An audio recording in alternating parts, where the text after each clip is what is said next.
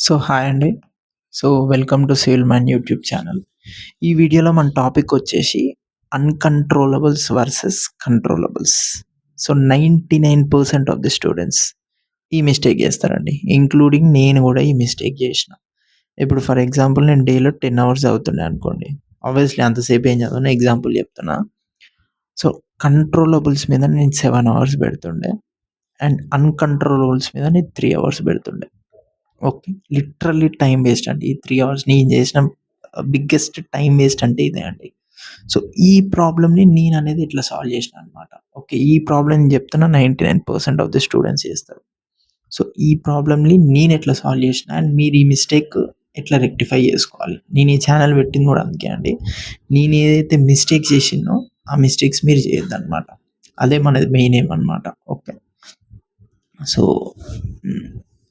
First ఏం చేస్తా అండి, ఫస్ట్ వచ్చేసి మీకు ప్రాబ్లమ్ ఎక్స్‌ప్లెయిన్ చేస్తా అండి.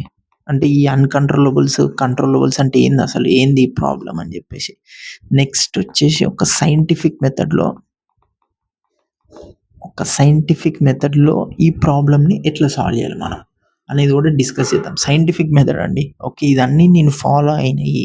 ఇట్స్ నాట్ లైక్ నేను ఎక్కడో చూసి కాపీ కొట్టి నేను చెప్పలేదండి. ఈ మెథడ్స్ అన్నీ నేను ఫాలో అయినా. నాకు వర్కౌట్ అయినాయి కాబట్టి నేను మీకు చెప్తున్నా అనమాట. ఓకే. సో, వీడియో అయితే మీరు ఎండ్ వరకు చూడండి. ఇది మీకు చెప్తున్నా చాలా చాలా ఇంపార్టెంట్ అండి. Very very important. అంటే ఇప్పుడు మీకు ఎట్లా చెప్పాలంటే, సపోజ్ మీరు ఒక ట్రీని కట్ చేయాలనుకోండి. ఓకే. ఏం చేస్తారు? యాక్స్ తీసుకుంటారు. యాక్స్ తీసుకొని కట్ చేస్తే అయిపోతది. బట్ మీరిట్లా 100 ట్రీస్‌ని కట్ చేయాలనుకోండి. అప్పుడేం చేయాలి? మధ్యలో యాక్స్‌ని ఏం చేయాలి? షార్పెన్ కూడా చేయాలి. ఓకే. షార్పెన్ చేస్తే ఏమైద్ది? ప్రాసెస్ స్పీడ్ అయిద్ది. లేకపోతే ఏమైద్ది? 5 అవర్స్ చేయాల్సిన పని 10 అవర్స్ పడతది. సో, ఆ షార్పెన్ చేసేదే ఈ వీడియో అండి. ఎండ్ వరకు చూడండి. ఓకే. మీకు డెఫినిట్‌గా ఎవ్రీ డే ఒక 2 అవర్స్ సేవ్ అయిద్దండి. జస్ట్ ఒక 10-15 మినిట్స్ మీరిప్పుడు ఫోకస్ చేసిర్రంటే డైలీ మీకు 2 అవర్స్ సేవ్ అయిద్దండి. ఇది నా గ్యారంటీ. ఓకే. ఇంక వీడియో లోపలికెళ్ళిపోదాం. సో, చానా వీడియోలో చెప్పినా అండి నా క్రెడెన్షియల్స్ గేట్ క్వాలిఫైడ్ ఏడబ్ల్యూ 2022లో నాకు 117 వచ్చిందండి. Out of 150 and 5+ years experience ఉంది. ఇది ప్రూఫ్ అండి. ఇది నా హాల్ టికెట్. ఇదొచ్చేసి జనరల్ ర్యాంకింగ్ లిస్ట్. ఈ స్కోర్‌కి ప్రూఫ్ కావాలంటే చెక్ చేసుకోవచ్చు. ఓకే. ఓకే. అసలేంది కంట్రోలబుల్స్, అన్‌కంట్రోలబుల్స్. సో, కంట్రోలబుల్స్ అంటే ఏందండి? మనం ఏదైతే చేయగలమో, ఓకే. అంటే ఈరోజు నేను 6 అవర్స్ చదవగలను. It is a controllable. Uncontrollable అంటే ఏందండి? మన చేతుల్లో లేనిది. ఎగ్జామ్ డేట్ ఎప్పుడు? ఎగ్జామ్ మంత్ అక్టోబర్ అని తెలుసు వాళ్ళు మెన్షన్ చేషిర్రు. బట్ ఎగ్జామ్ డేట్ ఎప్పుడు? It is un uncontrollable thing. Okay. So, అదనమాట బేసిక్ డెఫినిషన్. ఒకసారి మనం అన్‌కంట్రోలబుల్స్ చూద్దాం. అంటే మన చేతుల్లో ఏది లేదో. So, exam date and time. So, దీని గురించి మీరు ఎన్ని సార్లు అడిగినా ఎవ్వరు చెప్పలేరండి. ఏ కోచింగ్ ఇన్‌స్టిట్యూట్ చెప్పలేదు. మీరు కమెంట్ చేసి మీ టైమ్ వేస్ట్ తప్ప దాని గురించి ఆలోచించి జస్ట్ ఒక్కటే అక్టోబర్‌లో ఉందంతే. అక్కడి వరకే మనకు తెలుసు. అంతకు మించి ప్లీజ్ డోంట్ వేస్ట్ టైమ్ అండి. మనం ఏంది చదువుకోవాలి అంతే. డేట్ ఎప్పుడు అంటే యూజ్ ఉండదు. అక్టోబర్ ఉంది. ఇంకా 2022లో వచ్చినప్పుడైతే వాళ్ళు మంత్ కూడా ఇయ్యలేదండి. ఎప్పుడు పెడతా అని చెప్పేసి. సో, అట్‌లీస్ట్ మీకు ఇప్పుడు మంత్ ఇస్తున్నారు కాబట్టి you are way too lucky. Okay. ఇంకోటేంది level of question paper. So, దీనికి నేను ఆన్సర్ ఇస్తా అండి. ఏ లెవెల్ అనేది. సో, బేసిక్‌గా ఎగ్జామ్ అనేది 2 డేస్ అయితదండి. ఓకే. ఒకరోజు పేపర్ అనేది ఈజీ ఆర్ మీడియం వస్తది. Second day medium or tough వస్తది. అంటే కంపారిటివ్‌లీ ఒకరోజు టఫ్, ఒకరోజు easy. Obviously 2 same level of papers ఉండవు గదా! సో, ఇట్లా ఈజీ, టఫ్ వచ్చినప్పుడు మీరెట్లా ప్రిపేర్ అయితారు? అంతే గదా! ఇప్పుడు పేపర్ అనేది ఈజీ అన్నా రావచ్చు, టఫ్ అన్నా రావచ్చు. It depends on the day you fall. అంటే మీరు ఫస్ట్ డే పడుతురా, సెకండ్ డే పడుతురా అనేది ఇట్స్ ప్యూర్‌లీ లక్ అండి. సో, పేపర్ ఈజీగా రావచ్చు, టఫ్‌గా రావచ్చు. మీరేం జేయాలి? మీరు ఫౌండేషన్‌ని స్ట్రాంగ్‌గా బిల్డ్ చేసుకోండి అంతే. పేపర్ ఈజీ వస్తదా? టఫ్ వస్తదా? అనేది మన చేతుల్లో లేదు. ఓకే. ఇంకొందరైతే ఆహ్, ఎగ్జామ్ రాయకముందే కట్ ఆఫ్ మార్క్స్ అడుగుతారండి. ఎట్లా చెప్తారండి అది? ఇది కూడా అన్‌కంట్రోలబుల్. ఎందుకంటే పేపర్ ఈ ఇయర్ టఫ్ వచ్చిందనుకోండి, కట్ ఆఫ్ తగ్గుద్ది. సో, ఇది అన్‌ప్రెడిక్టబుల్ కదండీ. సో, దీని మీద కూడా మీరు టైమ్ వేస్ట్ చేసుకోకండి. అండ్ వేరోడు ఎట్లా చదువుతుండు అనేది మనకు అవసరం లేదండి. మనకు కాంపిటీషన్‌తో ఫరక్ పడదు. అంటే మనం ఈ ప్రిపేర్ అయితున్నాం అంటేనే వస్తుంది అన్న నమ్మకంతోనే కదా! రాదు అని నమ్మకం ఉంటే మనం ప్రిపేర్ అయ్యేందుకు టైం వేస్ట్ కదా! So, just believe in your self అంతే అండి. ఓకే. కాంపిటీషన్ గురించి ఏం వర్రీ అవ్వకండి. అండ్ ఎగ్జామ్ డేట్ రాకముందే చాలామంది రిజల్ట్స్ అండ్ ఫైనల్ సెలక్షన్ ఎప్పుడుంటదని అడుగుతుర్రు. ఇది డిజాస్టర్ అండి. అసలు ఇది అనవసరమైన టాపిక్. దీని గురించి ఆలోచించి కూడా మీరు టైం వేస్ట్ చేసుకోకండి. ఇంకోటేంది ఈ వాట్ ఇఫ్ ఒకవేళ ఎగ్జామ్ రాకపోతే ఏం చేయాలి? సో, దీని గురించి నెక్స్ట్ స్లైడ్‌లో డిస్కస్ చేస్తా అండి. ఒక సైంటిఫిక్ మెథడ్‌లో సైంటిఫిక్ మెథడ్స్ ఉన్నాయన్నా కదా! ఈ ప్రాబ్లమ్‌ని సాల్వ్ చేయనీకి. సో, నెక్స్ట్ వీడియోలో నెక్స్ట్ స్లైడ్‌లో చెప్తా. మన చేతుల్లో ఏముంది? డైలీ నేను ఎంతసేపు చదవగలను? 6 అవర్స్ చదవగలనా? 7 అవర్స్ చదవగలనా? 8 అవర్స్ చదవగలనా? సో, ఇది నా చేతుల్లో ఉంది కాబట్టి దీన్ని నేను ఎఫిషియెంట్‌గా చేస్తా. Syllabus coverage. నేను సిలబస్ మొత్తం చదివినా, వెయిటేజ్ వైస్ సిలబస్ ప్రిపేర్ అవుతున్నానా? ఇది నా చేతుల్లో ఉంది కాబట్టి I will do that. Finding best sources. నేను ఒకటే సోర్స్‌ని నమ్ముకుంటా. Only one source. ఆ సోర్స్ నుండి మాత్రమే ప్రిపేర్ అయితా. ఇంకే సోర్స్ రిఫర్ చేయను. వన్స్ కాన్సెప్ట్ కంప్లీట్ అయింది. నేను ప్రాక్టీస్ చేస్తా అండ్ రివిజన్ చేస్తా. ఇది నా చేతుల్లో ఉంది. I will do that. Next నేను ఎగ్జామ్‌ని ఎట్లా అటెంప్ట్ చేయాలి? కామ్ మైండ్‌తో అటెంప్ట్ చేయాలి. అప్పుడేంది మనం ఫిజికల్‌గా అండ్ మెంటల్‌గా ఫిట్ ఉంటే కామ్ మైండ్‌తో చేస్తామండి. Okay.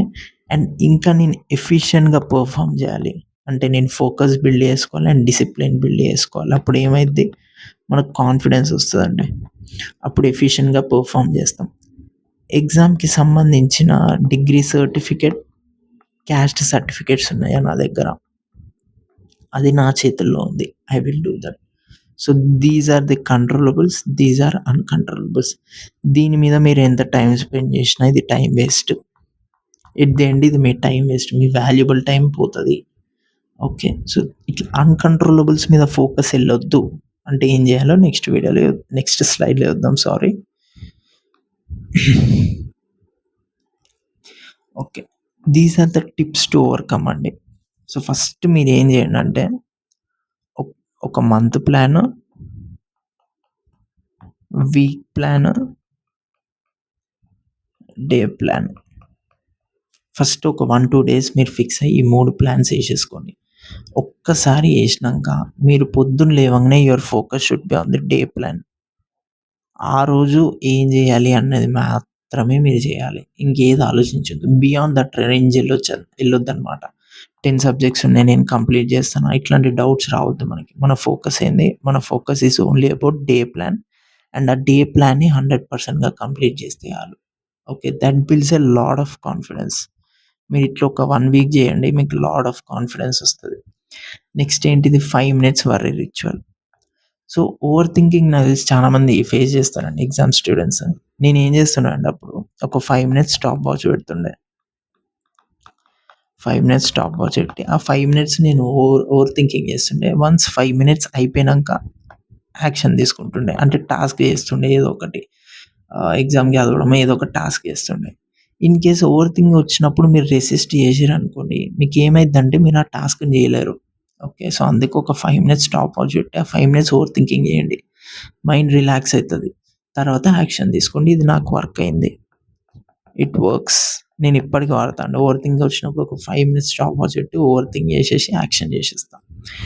Next plan B. It's my suggestion అండి. Always keep a plan B. ఎందుకు? మీరు ప్రిపరేషన్‌లో ఉన్నప్పుడు వచ్చే మెయిన్ డౌట్ ఏంది? జాబ్ రాకపోతే. Okay. So, always keep plan B. It's my suggestion అండి. లేకపోయినా ఇట్స్ ఓకే గానీ, బట్ మీరు కాన్ఫిడెంట్‌గా పెట్టుకొని ఒకటి ఎగ్జామ్ రాకపోయినా నేను ఏదో ఒకటి చేసుకొని బతుకుతారా భయ్! ర్యాపిడో కొట్టైనా బతుకుతా. ఆ లెవెల్ ఆఫ్ కాన్ఫిడెన్స్ ఉండాలి మీకు. See exam is not equal to life. ఇప్పుడే చెప్తున్నా. ఎందుకంటే ఇట్ క్రియేట్స్ ప్రెషర్ మీరు ఆ లెవెల్‌లో పెట్టుకుంటే. It's just a exam. వస్తే చేద్దాం లేకపోతే లేదన్న మైండ్ సెట్ ఉండాలి. బట్ 100% ఎఫర్ట్ ఇయ్యాలి. ఇట్స్ నాట్ లైక్ ఏదో మీరు తక్కువ ఎఫర్ట్స్ ఇచ్చి ఎగ్జామ్ రాకపోయినాక జస్టిఫై చేసుకోనికి కాదు. 100% ఎఫర్ట్స్ ఇయ్యండి. రాకపోతే it's fine. Next digital detox. So, no politics. I mean current affairs related చదువుకోండి. పాలిటిక్స్ వద్దన్నా అన్నది వదిలేయకండి. And no controversies. Actors, movie industry related ఇవన్నీ వద్దండి. ఎందుకంటే ఇట్స్ ఆల్ కాజెస్ డిస్ట్రాక్షన్స్. మనకొద్దు. జాబ్ వచ్చినాక అంతుంటే డైలీ కూర్చొని అవే చూసుకుందాం. కానీ ఇప్పుడొద్దు. మనకేంది మన ఫోకస్ ఏంది? మనం జాబ్ తెచ్చుకోవాలి. So, focus on that. Next ఏంది? Quotes on the wall. ఇప్పుడు నేను చెప్పినయి అన్నీ మనం కాన్షియస్‌గా పెర్ఫార్మ్ చేయాలి. బట్ ఇది సబ్‌కాన్షియస్ ట్రైనింగ్ కోసం.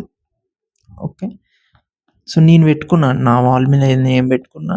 కంట్రోల్ ద కంట్రోలబుల్స్ అని పెట్టుకొని సో, ఎంఎస్ ధోని ఫోటో పెట్టుకున్నా అండి నేను. ఓకే.